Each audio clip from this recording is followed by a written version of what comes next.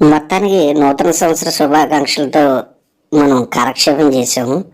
ఆంగ్ల సంవత్సరం మనదైనట్టు, మన సొంతమైనట్టు మన ఆడపడుచులందరూ తెల్లవాళ్ళు శ్రమించి చెల్లో రంగవల్లు దుద్దేశారు, ముగ్గులు వేసేసారు. ఒకరికొకరు పోటీ పడి ముగ్గులు మరీ వేశారు. మగవాళ్ళందరూ కూడా మందేసి చిందేసి గంతేశారు. ఏంటయ్యా అంటే మనం అందరం హిందువులు. కేకులు కట్ చేస్తాం, నూతన శుభాకాంక్షలు చెప్పుకుంటాం, మందేసి చిందేస్తాం. మనం మాత్రం హిందువులుగా పైకి చెప్పుకుంటాం. అంతేలేండి, మన మట్టికి ఏం చేస్తాం?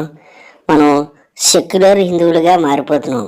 ఒక పక్క మన హిందువులందరినీ ఊచకోత చేస్తూ, మన గుడులను పగలగొడుతూ, మన ఇంటికి వచ్చి సువార్తలు చెప్తున్నా మనం పట్టించుకున్నాం. ఎందుకంటే మనకు ఆంగ్ల సంవత్సర వేడుక ముఖ్యం. ఉంటాను మరి.